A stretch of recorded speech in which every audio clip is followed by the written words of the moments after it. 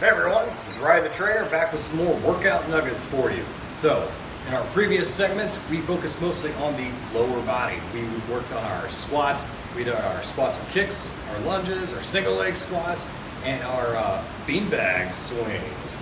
So this time around, we're going to focus more on the upper body. Most of your upper body movements are going to turn into a kind of push, where you're moving something away from the body. Can also come into a push as in moving the body away from something else. They translate over. It's going to be fun one way or the other. So we're going to play around with our beanbag again and turn that into our implement for the day. So we're going to warm up a little bit first. So what we want to just do is pick some big arm circles, right? It's going to get the blood flowing in there. Anytime we do a warm-up, we always want to warm up the specific body parts we're going to be using, right?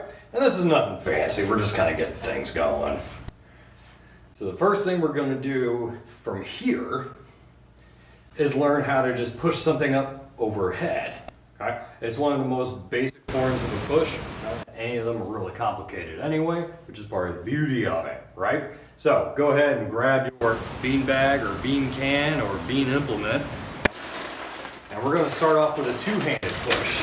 So take the bean bag in both hands. If it's a can, you're just going to have to react appropriately, right? So I'm just going to push this right up towards the ceiling. See how I'm holding both sides clear up over my head? And then I'm going to slowly bring it back down in position because this is relatively light. Now it feels really heavyweight, right? I'd be fighting to not let it come down so fast. This one, we're just going to drive up and slowly bring back down. So do that with me. Drive the bag up and then count to 3 as you let it down. 2, 3. Again, up, down, 2, 3. Again, up, down, 2, 3. Again, up, down, 2, 3. So when things are light for us, we do add in a little extra, it's called time under tension, where I'm counting down to get that bag back in position. I don't just let it drop. That helps you get stronger over time too. Also lets you build better control of the movement that you're doing. So it's not just to make it harder for harder's sake, it actually helps you more in the long run. So let's do another set of that. If you're feeling up to it, this time we're going to do it with one hand. So put the bag thusly. Your pressing arm should be tucked tightly to the body, okay? Your elbow is forward, your forearm is more or less vertical.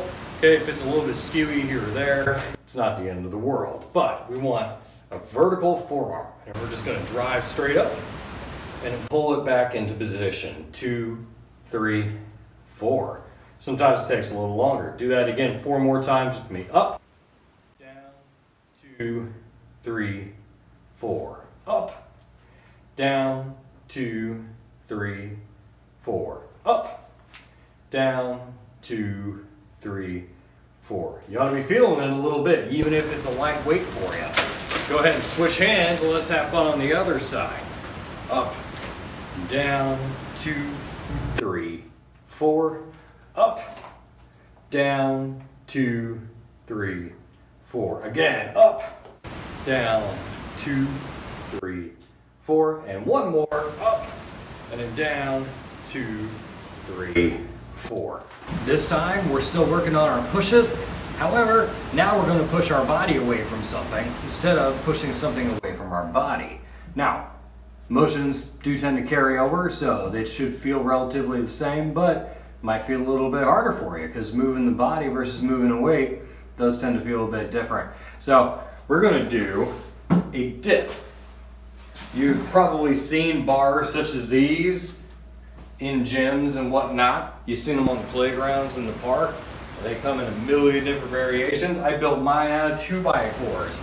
That's part of the beauty of them, is that they're super simple. So you can go ahead and get yourself your own dip bar. Now, we're also going to work on a modification for this that involves folding chairs, because not everybody has a 2x4 dip bar or a park to go to that has a dip bar. So that's why we modify and keep learning. Anyway, this is built specifically for me so that I can keep my arms right about parallel. This is also great if you're into gymnastics, right? We're going to start with a basic version that keeps your feet on the ground. Okay, so I'm kind of coming up on the balls of my feet, so I'm not flat-footed unless I really want to get a good calf stretch. We're not worried about that right now, though. So I'm going to put my hands right here on the bar, and I'm going to slowly lower my body just until my upper arm is about parallel to the ground. Now I'm going to turn this thing for you a little bit after a couple of reps. So we're just going to lower and then drive back up. You can see why the dip got its name, okay? Now, for some people, these are a little harder than push-ups. For some people, these are a little easier than push-ups. One way or the other, it's a body movement push. So you should definitely be doing them. And again, you can always scale them down. I'm going to show you a way or two that you can do that. All right, so your side view. This is still with feet on the floor. We're just going to lower till we're about parallel to the ground with the upper arm and drive up. And I prefer to do these in a controlled fashion, so start doing these with me. I'll show you another way here in a sec, okay? So lower to the ground, drive up. Do 5 with me. 2, 3, 4, and 5. We also have a version that involves good old folding chair. Just a regular couple of folding chairs, right? They're just chilling here in the home gym. You can usually get your hands on these pretty easily, and because it's such a good exercise to do, I do recommend it. Now, of course, you're always going to have to tailor things to suit, your fitness level and all that, and that's why you have, scaled down versions of things too. And if you're also really good at dips, then we can always work on other variations that are more difficult and more intense. But for now, let's do this chair dip. So, we do want it positioned so that your arms are still hanging right about your sides or just outside. And we want to roll your hands over the top so that they're not rotating inwardly like this, because that's going to feel bad on your wrist after a while, especially putting that much body weight on it. Okay? So, other than that, it's the same as the dip I was doing on the bar. Balls of the feet are on the ground. Just going to lower the body so that your upper arm turns into kind of a parallelogram with the ground. Here's your fancy word of the day. Okay, and we're going to do 5, so stick out with me. Put a couple chairs together and let's have some dip fun, okay? So my feet are on the ground. This is also partially to steady the chairs because they don't weigh much and I do. So drive up and down and up, down, again, up, down, and up, and down. Not so bad, right? Go try doing 5 on your own. If you start to feel a little bit wobbly, just reset, put your feet on the ground, shake it off, take a deep breath, and keep going. All right? Have fun with it. We're going to do just a couple more exercises involving the upper body. Now, some of these are going to combine sort of a push and pull movement. All right? But for these, you're definitely going to want your bean bag or your other implement. Now, the first one we're going to do is just called a pullover. So, take your bean bag in both hands and find a spot where you can lie down nicely on your back. Now from here, we're just going to place the bag up above my head, put both hands on it, and I'm just going to pull the bag up and over right about to my chest level. Now, if you have good control of it, you can bring it below this point, especially if it's a lighter weight that you can easily handle. And then we're just going to return it to the ground. Now, this is going to wind up incorporating most of the body muscle, or most of the muscles of the upper body. It's part of the reason we do it. It's actually a nice compound. It's just not something that we're going to throw a whole ton of weight on, and that's not the point anyway. So let's do 8 of those with me. All right? Lie back. Take up your weight. And now just pull it over the body. And that's number 1. Number 2, note how I move slowly and with control. I'm not just ripping it across, right? There are certain times that we will do something fast, and there are times to do things slowly and with control. This is one of the latter times. That's number 4, at least by my count. Sometimes I lose count and we wind up doing extra. 5, 6, 7, and 8. Take a little rest off that. Now the next one we're going to do is a one-handed style. That's basically just going to hand the bag back and forth, and it's going to incorporate a little bit more of the chest.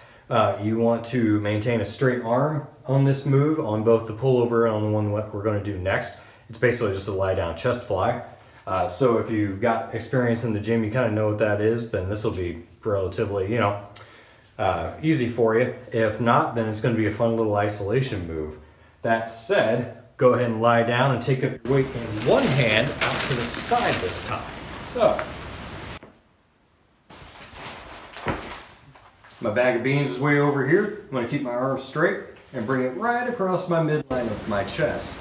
At which point, I take it with the other one, lower it, and then re-raise. I pause right at the top just so that it doesn't get carried by its own momentum, so that I'm in control of the weight. The weight's not in control of itself, or really gravity, but and just hand it back and forth, keeping those elbows straight, and letting the chest do the work of pulling the arm towards the middle. And you can do this for a set of 8 to 12. And I leave that ambiguous because sometimes you're only going to be able to do 8, and there are going to be times where doing 12 is enough for you. And this is what we call an assistance exercise anyway. We're not worried about setting records with this one so much, okay? Let's have a little fun with that. Now, so here's your last nugget for the day. I know everybody wants to work on the biceps, right? They're a popular muscle to work, and why not? If you do the work, you ought to show off the results. So, take your bag of beans or otherwise implement in both hands, thusly. Pin your elbows to your rib cage, thusly. And we are going to lower the weight and then bring it up towards the face.